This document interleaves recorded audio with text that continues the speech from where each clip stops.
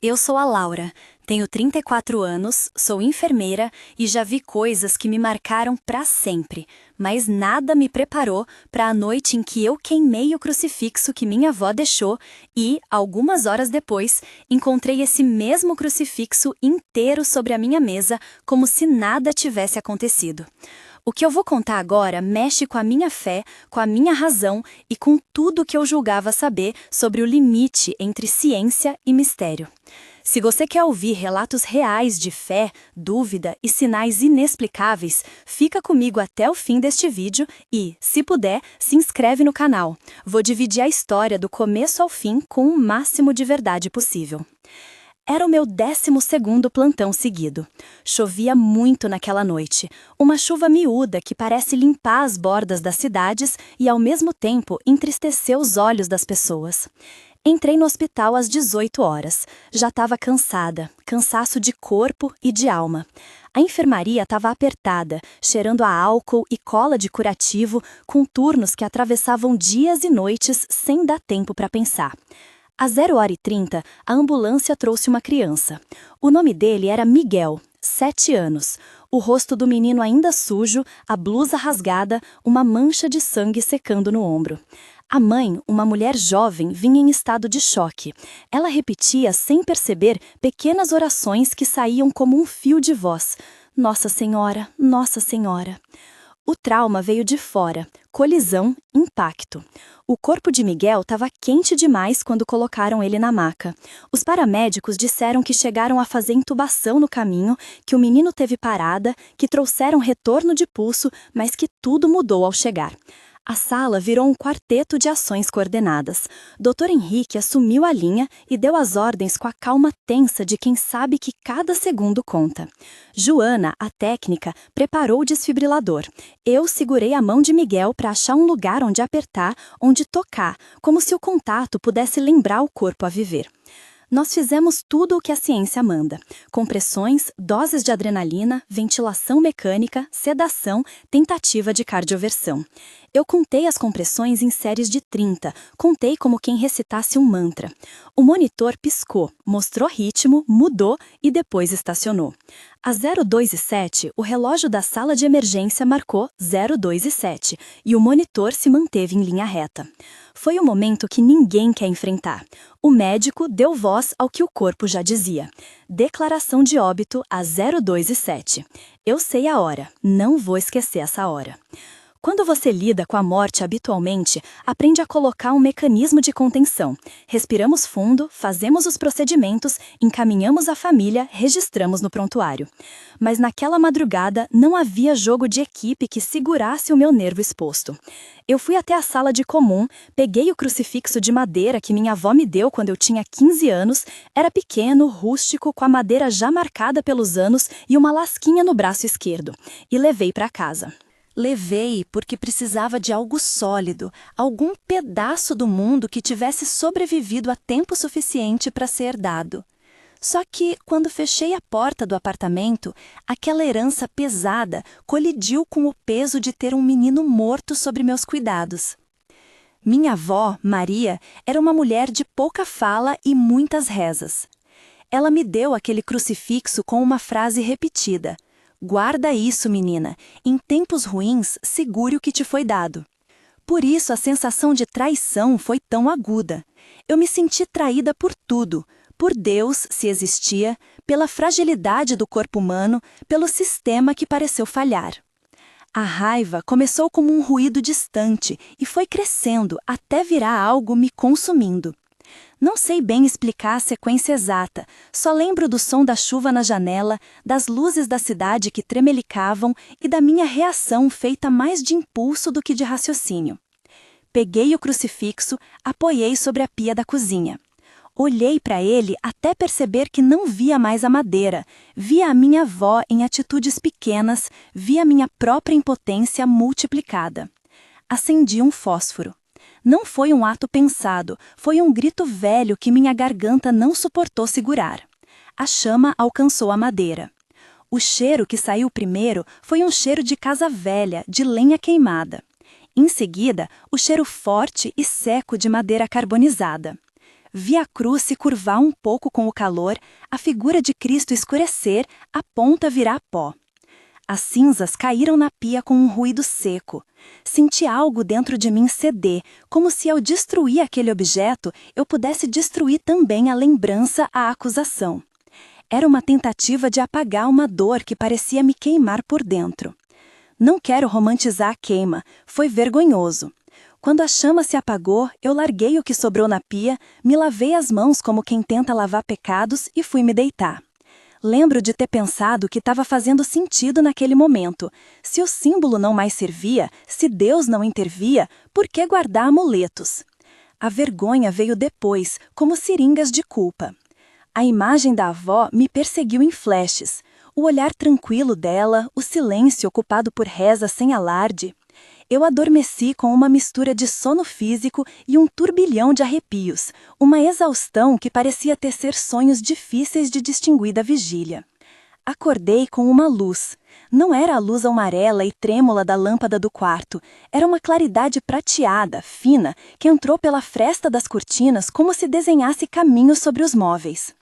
Olhei para o relógio na mesa de cabeceira sem muita atenção e vi um número que parecia pedir confirmação. 5h38.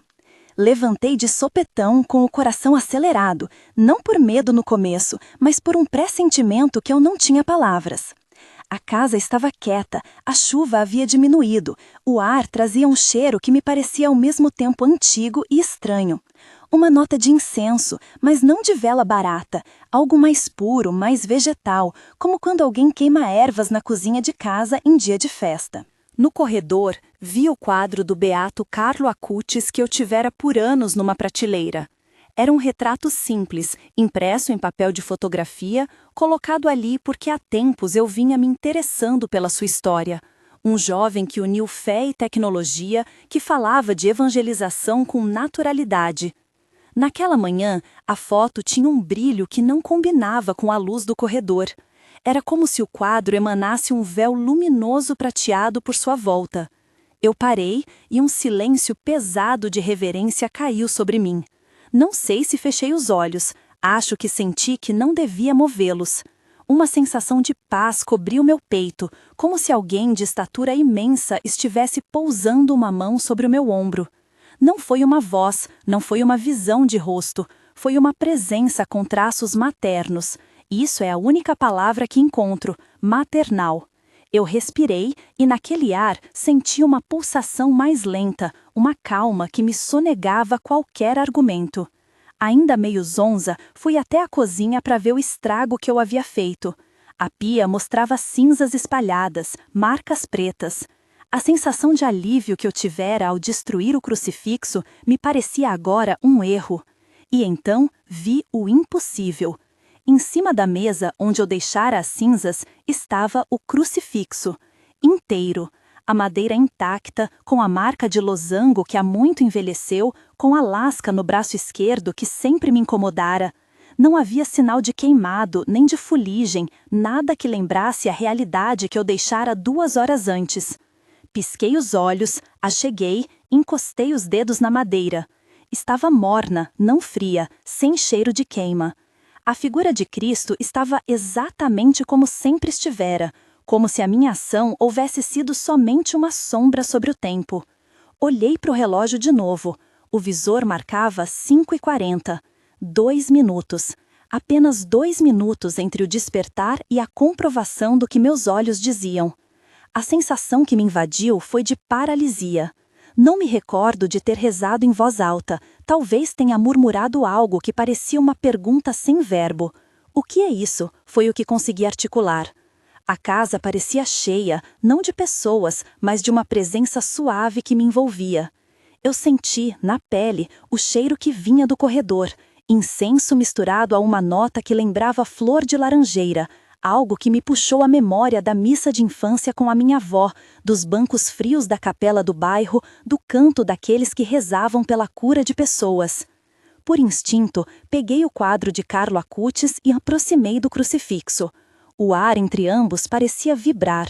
Não quero afirmar que Carlo tenha feito algo por conta própria. A tradição católica fala de santos como intercessores, não como executores autônomos da vontade divina. Mas naquele momento senti uma conexão que parecia atravessar tempo e espaço. A devoção mariana que minha família sempre cultivou, a figura jovem do beato que eu admirava e a presença que senti como materna. Eu não sou uma especialista em milagres, não faço juízo teológico, mas sei descrever o que vivi. Senti algo que muitos depois também descreveriam. Uma ternura que vinha de algo feminino, protetor. Foi interpretado por mim naquele instante como a presença de Nossa Senhora. Não digo apareceu, digo apenas que senti uma proteção que tive vontade de chamar de materna.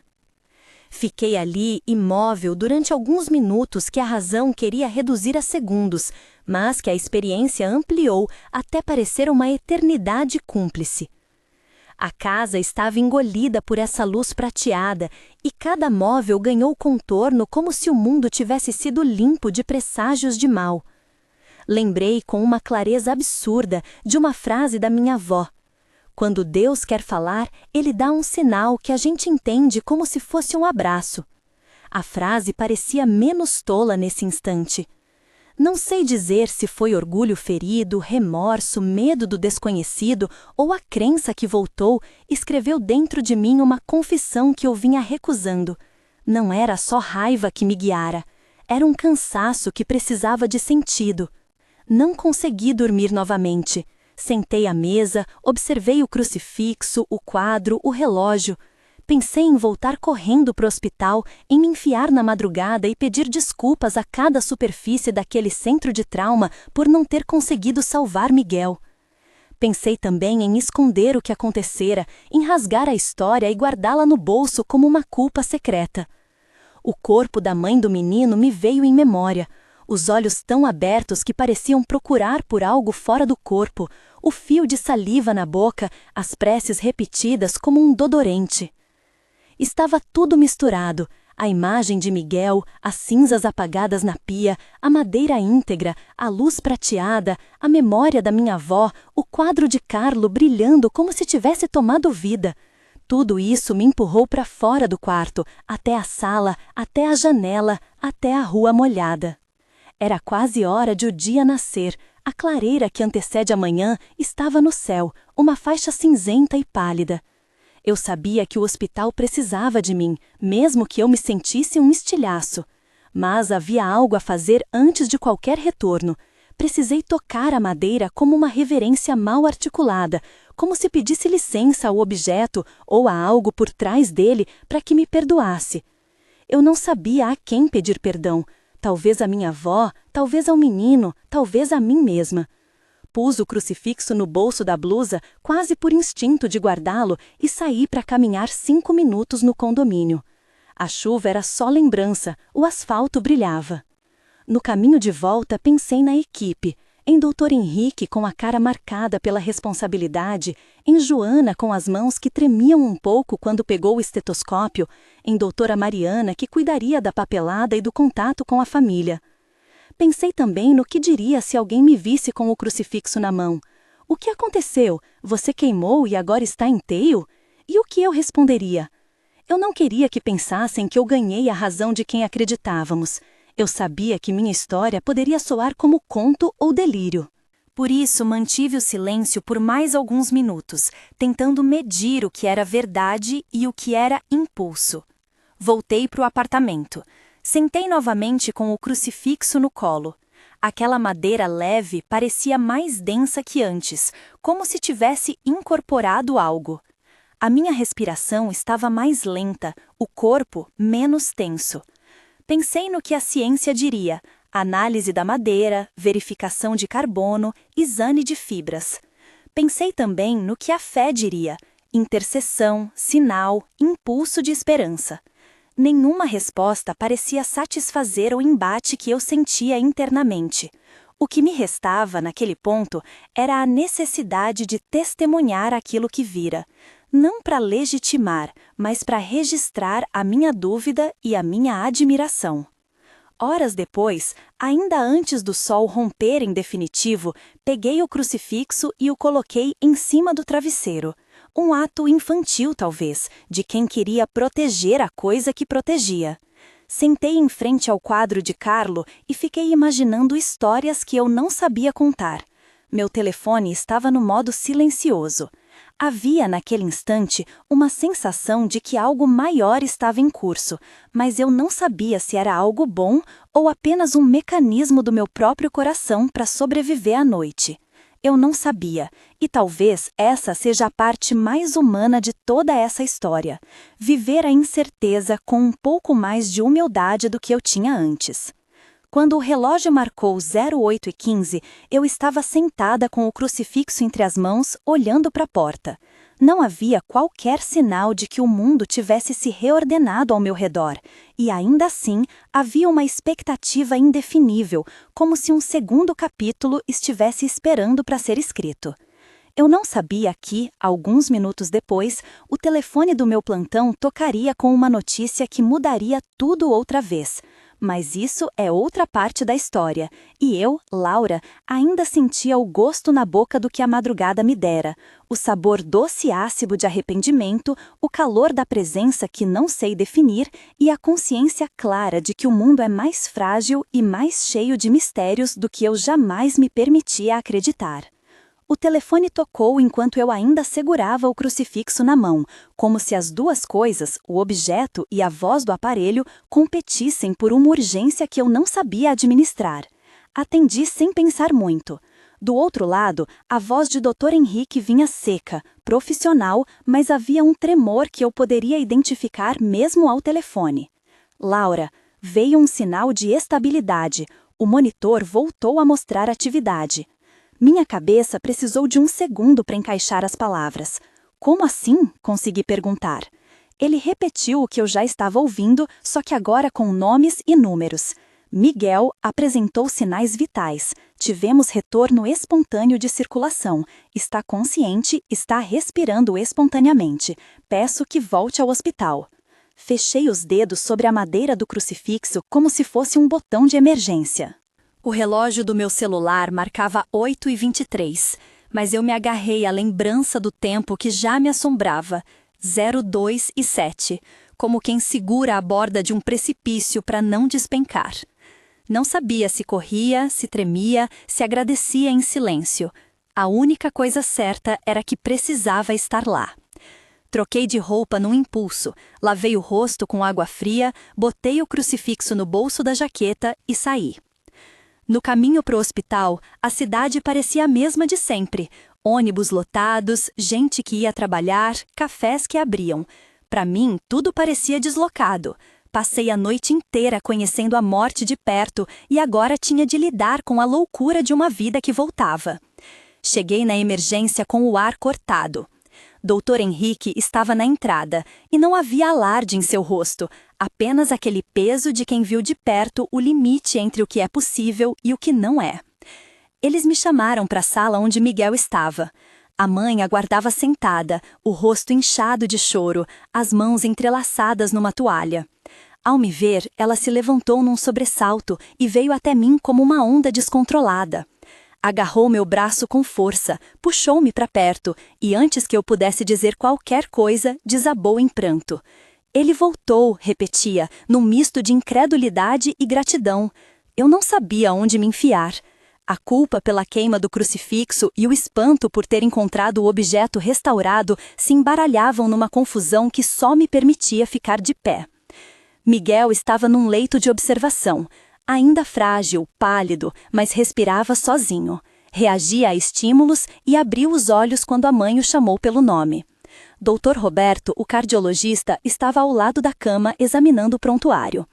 Ele me explicou, com a precisão que a prática impõe, houve retorno espontâneo de circulação às 8h15. A criança estava sendo monitorada, porque apesar de declararmos o óbito às 2h07, mantivemos cuidados e registros. Às 8h15, o monitor registrou atividade cardíaca, que evoluiu para ritmo espontâneo.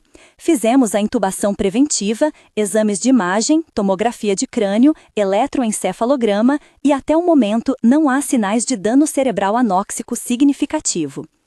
As palavras 8h15 soaram como um selo entre dois tempos, costurando uma madrugada que eu vivia como dois acontecimentos paralelos. Tentei absorver os fatos. Linha reta no monitor às 2h07. Luz prateada em casa às 5h38. Crucifixo intacto às 5h40. Retorno de sinais às 8h15. Era uma sequência de números que, para quem vive de protocolo e escalas, não deveria formar sentido nenhum. E ainda assim, ali estava. Naquele primeiro encontro com a mãe de Miguel, pouco pude dizer que não fosse humano.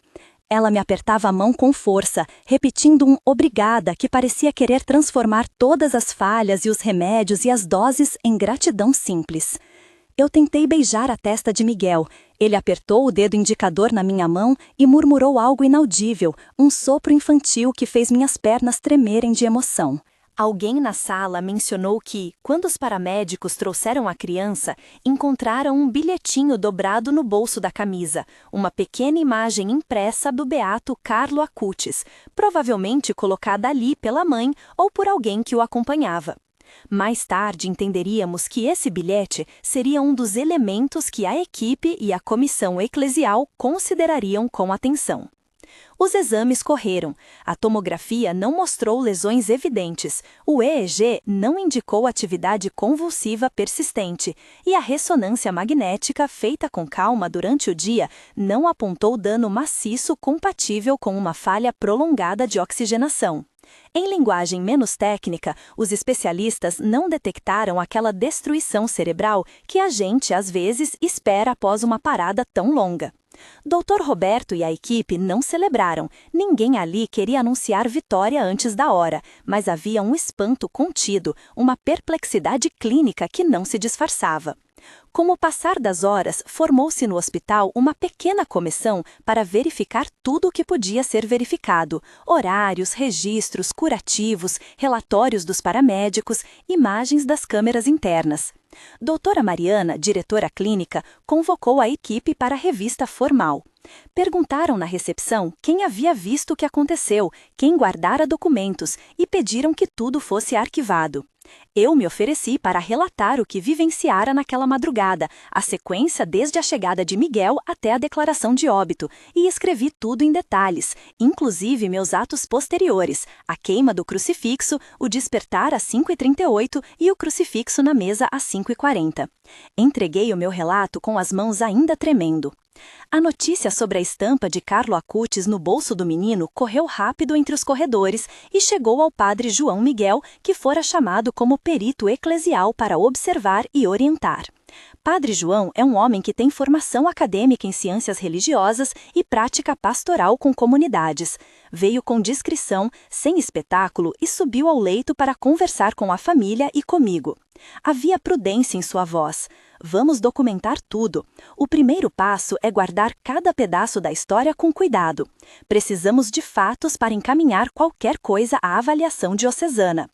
Pediu também para conversar com o Dr. Henrique e com os técnicos que haviam registrado os monitores. A cerimônia de verificação começou a se organizar de maneira quase ritual. Registros, fotos, assinaturas, a ordem clínica que tenta pôr ordem diante do extraordinário. O departamento de manutenção e a equipe de segurança recolheram fotos e gravações das câmeras da área de triagem, e a equipe de perícia técnica do hospital foi designada para reconstituir o que se passara. Enviaríamos amostras, disseram, caso fosse necessário.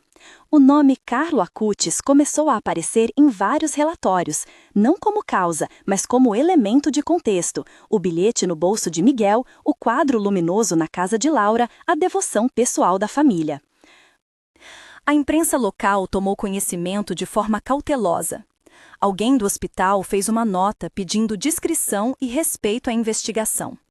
Mesmo assim, a notícia vazou e pessoas começaram a chegar à capela do hospital em busca de consolo, outros buscavam testemunhar. Houve, no entanto, um momento que guardo como um divisor.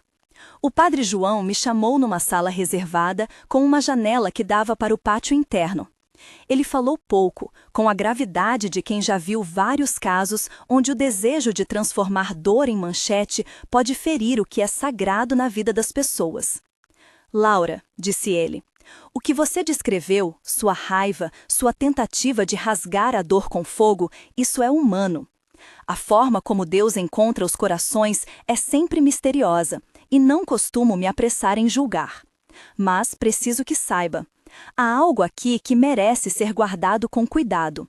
Vou recomendar que promovamos o envio dessa documentação à Diocese para que se avalie com critério. Não é uma proclamação de milagre, é apenas o encaminhamento correto. As palavras foram um alívio e uma pedra ao mesmo tempo. Um alívio por saber que havia respeito.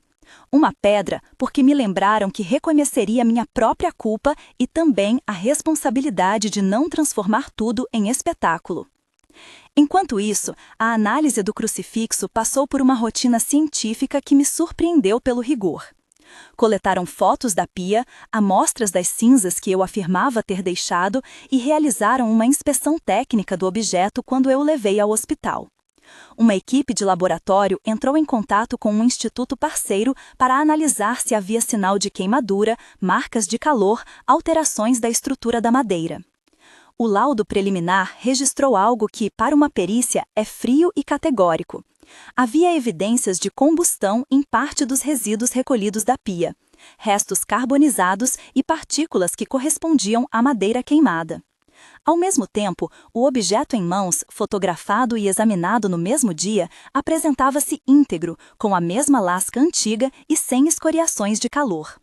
Os técnicos anotaram as discrepâncias, fizeram medidas químicas e recolheram amostras que foram enviadas ao laboratório para análises mais avançadas. Não houve de forma objetiva uma explicação imediata que conectasse a presença de cinzas à integridade do crucifixo. A equipe forense classificou como situação de interesse para a perícia complementar. As conversas entre o setor clínico e o setor eclesial foram cautelosas. Padre João não proclamou nada. Suas anotações eram pautadas por frases como evento extraordinário em fase de documentação e recomendação de submissão à autoridade diocesana para avaliação adicional. Em reunião formal, a recomendação foi aprovada. O caso seria encaminhado aos canais apropriados da Diocese com toda a documentação reunida, incluindo relatórios médicos, laudos laboratoriais e testemunhos oculares. A palavra que começou a circular entre nós, em tom mais cauteloso, foi possível milagre. Muitos preferiam dizer fenômeno inexplicável até o momento. A repercussão fora dos muros do hospital também cresceu. Algumas pessoas vieram de longe para ver o crucifixo e rezar na capela. Houve vigílias noturnas com pessoas que deixavam velas e bilhetes com pedidos de cura.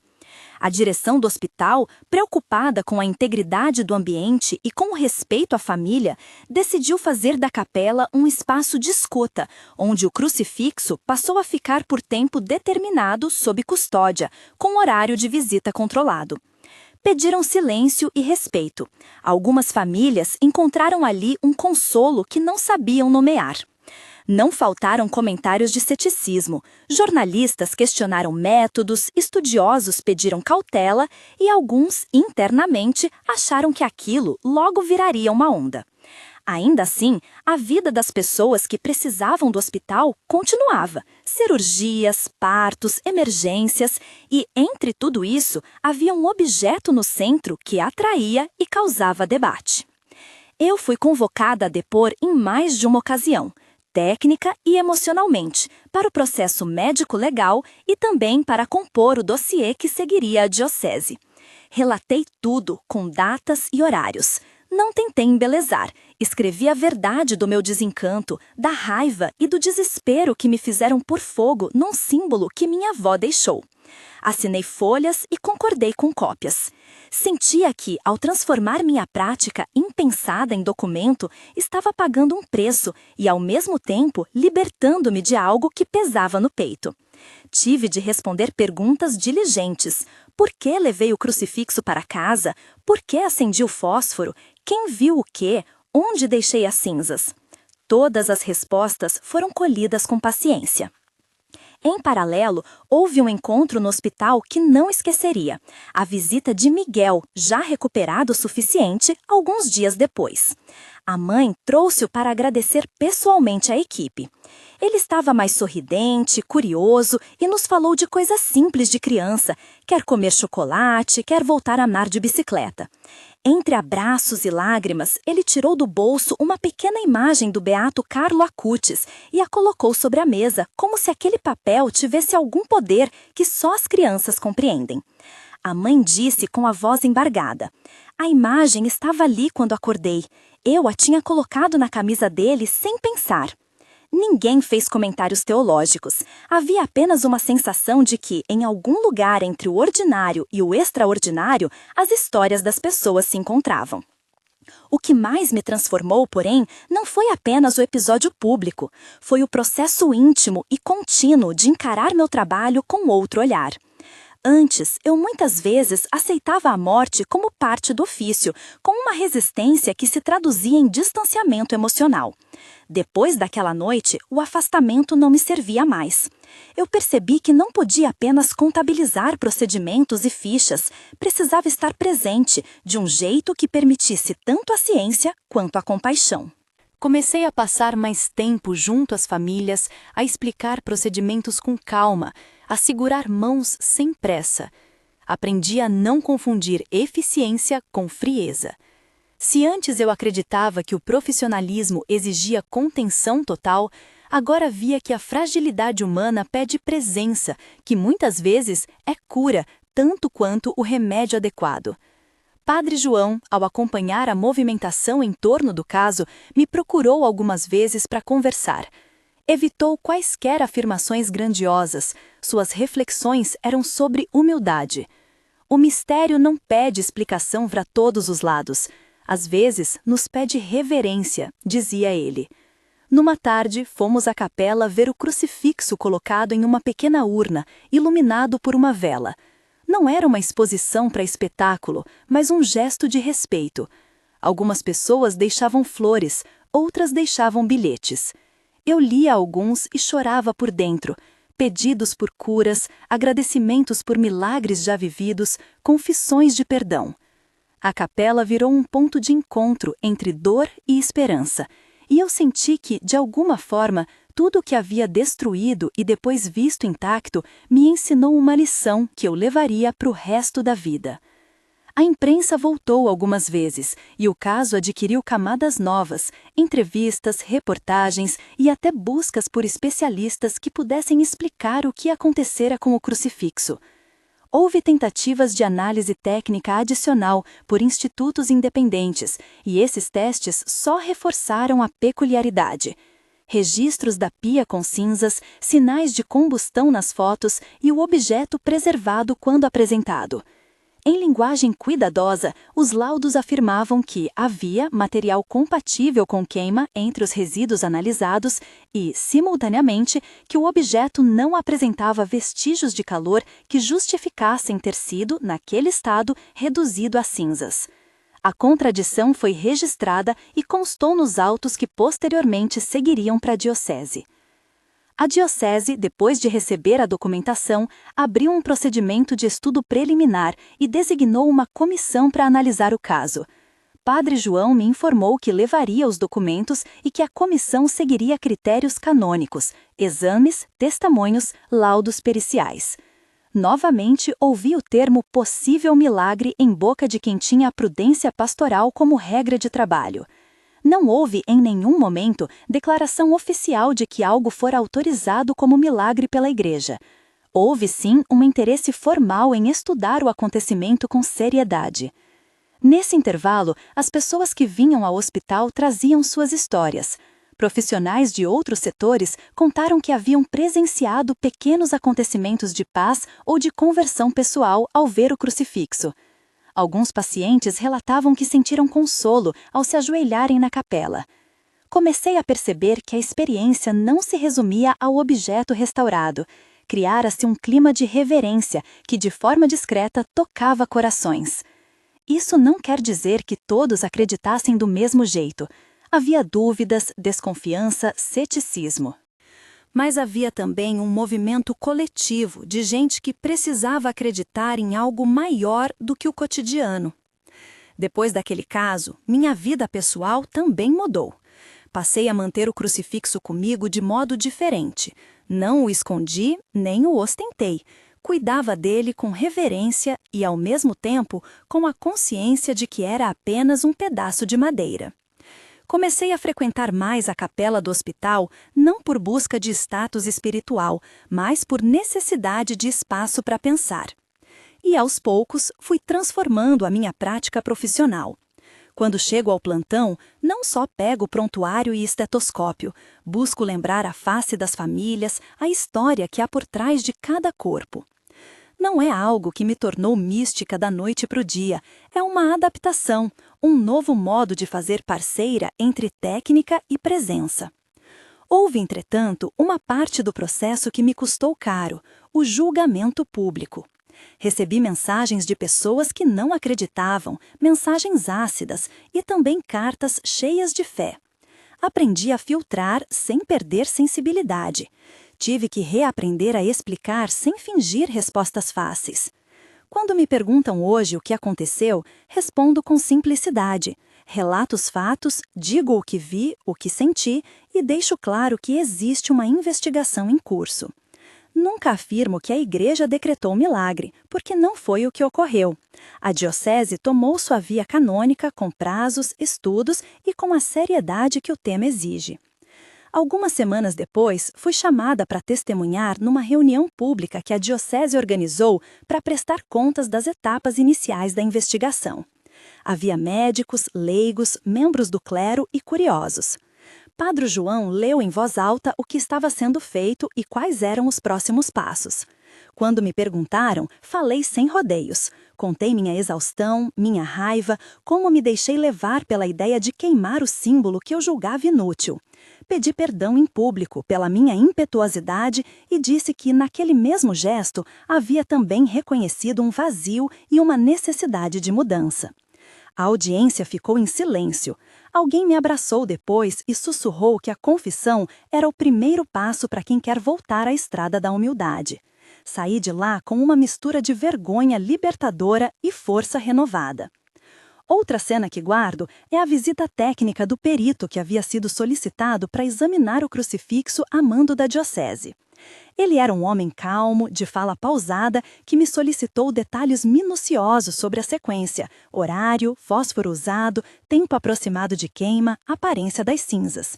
Pediu também para ver fotos e os laudos já produzidos. O laudo final do perito civil, assim como o laudo do setor de engenharia do hospital, reiterou a impossibilidade de explicar a integridade do objeto frente às evidências da pia. O laudo eclesial, por sua vez, concluiu apenas que havia elementos suficientes para encaminhar o caso para uma análise superior. Em nenhum momento se proclamou nada, havia apenas um dossiê, robusto, em papéis, que seguiria seu rumo. Enquanto tudo isso acontecia, pessoas que eu nem conhecia vinham me abraçar no corredor e contar como a história havia tocado suas vidas. Alguns choravam. Uma voluntária da instituição me disse com os olhos marejados: o que aconteceu, mais do que restaurar a madeira, restaurou a esperança de muita gente por aqui. A frase ficou comigo e por um tempo lidei com a angústia de não querer ser objeto de idolatria. Sempre devolvia a carinhosa observação com a mesma resposta: a recuperação de esperança não depende de mim. Eu apenas fui parte de uma história que, pelas razões que não controlo, tocou muita gente. Com o passar dos meses, a capela do hospital passou a receber visitas mais organizadas. Não era peregrinação em massa, não era ponto turístico, eram pessoas buscando um lugar de oração num momento de oração. O crucifixo permaneceu sob cuidados, com horários e orientações. Padre João pediu silêncio e respeito. Também cuidou para que a família do menino tivesse sua privacidade preservada. A mãe de Miguel, por sua vez, tornou-se presença discreta no hospital, sempre com um olhar de gratidão para a equipe que a apoiara. Às vezes, eu encontrava a imagem do Beato Carlo nas mãos de alguém, posta delicadamente em frente à urna. Isso não provava nada, médios e grandes acontecimentos continuam sem uma razão única. Mostrava ao menos que a devoção era um canal pelo qual as pessoas canalizavam confiança.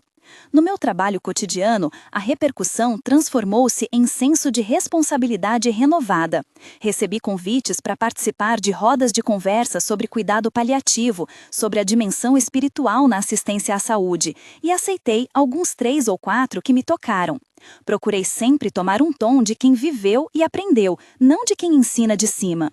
Contei minha história com franqueza, queimei o crucifixo, encontrei-o restaurado, uma criança voltou a respirar e agora estamos com uma investigação em curso.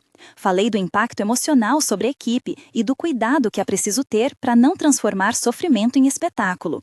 Em cada encontro, a maior lição parecia sempre a mesma. A vida profissional não é só técnica, é presença, escuta e humildade. Em termos pessoais, a relação com a memória da minha avó mudou. Antes, eu guardava a lembrança dela com uma mistura de reverência e distância emocional. Hoje, a imagem de Maria, minha avó, é para mim, sobretudo, um chamado ao cuidado com as pequenas coisas. As rezas baixas dela, o gesto de segurar o dedo e abençoar sem grande alarde. Guardo isso como guia, e quando penso em queimar algo, lembro da minha impaciência e peço que a prudência me previna. Você pode perguntar, e Nossa Senhora? O título deste vídeo diz que Nossa Senhora faz algo que ninguém consegue explicar. Eu compreendo a força dessa afirmativa, porque foi assim que muitas pessoas interpretaram o que viveram, uma presença materna, um conforto que parecia vir de uma mão invisível pousada sobre os ombros.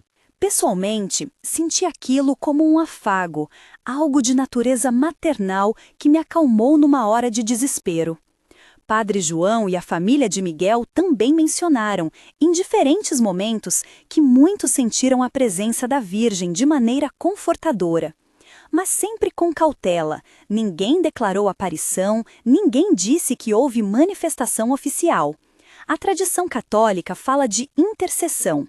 Muitos vieram a crer que a intervenção foi acompanhada pela devoção a Carlo Acutis e por uma presença que lembrava Nossa Senhora, materna, acolhedora. Foi assim que as testemunhas interpretaram, e por isso o termo intercessão mariana apareceu em diversos relatos. Eu relato isso como um sentimento compartilhado por quem estava presente, não como uma afirmação canônica. Meses se passaram e a vida, estranhamente, foi retomando a sua cadência. O crucifixo continuou em custódia na capela do hospital e, de vez em quando, eu me pegava olhando para ele em pensamento. Aquela madeira que eu quis destruir agora era um objeto que chamava pessoas à oração. Quando visitei Miguel em casa, já recuperado, ele correu para me abraçar e me mostrou, orgulhoso, cicatrizes pequenas que nada tinham a ver com o que vivemos. A mãe me recebeu com um café e me agradeceu com lágrimas. Em seu olhar havia certeza e gratidão, mas também uma simplicidade que me ensinou algo essencial. Não somos donos de milagres, somos testemunhas de gestos que às vezes atravessam o ordinário. Quanto ao processo eclesial, permanece em andamento. A Diocese confirmou que recebeu a documentação e que o caso segue sob análise em instâncias competentes. Essa avaliação não é rápida, envolve peritos, consultores médicos e critérios canônicos. Até aqui, nada foi proclamado oficialmente como milagre. A decisão, se vier a ocorrer, demandará tempo e prudência. Isso deve ser dito com transparência. O hospital seguiu os procedimentos legais e morais ao encaminhar a documentação e a comunidade foi orientada a esperar pelos desdobramentos sem criar falsas expectativas. Hoje eu trabalho diferente, sinto uma mistura de reverência e responsabilidade cada vez que entro numa sala de emergência. Sei que a ciência tem limites e que muitas vezes o que nos resta é o cuidado bem feito e o respeito pela fragilidade humana. Aprendi que a fé não é substituta do tratamento, assim como o tratamento não é substituto da compaixão. Juntos, eles formam o que chamo agora de prática completa, técnica aliada à humanidade. E essa é a maior lição que eu levei daquela madrugada em que tudo pareceu ruir e, de forma inexplicável, a vida voltou. Se você chegou até aqui, peço algo simples. Compartilhe se essa história tocar você ou se tiver testemunhos semelhantes. Conte com respeito e não troque a dor alheia por espetáculo. Se puder, comente algo que tenha vivido ou uma oração que te confortou numa dificuldade. E, por favor, respeite o processo. A investigação eclesial continua e a nossa responsabilidade enquanto comunidade é acolher com cuidado e paciência. Encerro com algo que aprendi naquele tempo. Há mistérios que nos atravessam e que não cabem em explicações fáceis. Eles nos convidam a uma postura de humildade, onde a fé e a razão podem caminhar juntas. A chama que acendi naquela noite foi um grito de dor. A restauração do crucifixo foi um convite a acolher a fragilidade do outro sem julgamentos. O menino que voltou a respirar me ensinou que a esperança pode nascer em lugares onde menos esperamos. E a presença que muitos sentiram como materna, atribuída à devoção mariana e à intercessão do beato Carlo Acutis, continua sendo interpretada por cada um de nós com a liberdade da fé e da dúvida. A investigação oficial segue e eu sigo trabalhando, aprendendo, servindo. Obrigada por ouvir o meu testemunho até aqui. Se você tem uma história parecida, deixa nos comentários com respeito e carinho, vamos nos ajudar. E se quiser acompanhar outras histórias como essa, se inscreve no canal e ativa as notificações. O que aconteceu naquela madrugada mudou a minha vida. Talvez, ao contar, eu possa ajudar alguém a não se sentir sozinho diante do mistério.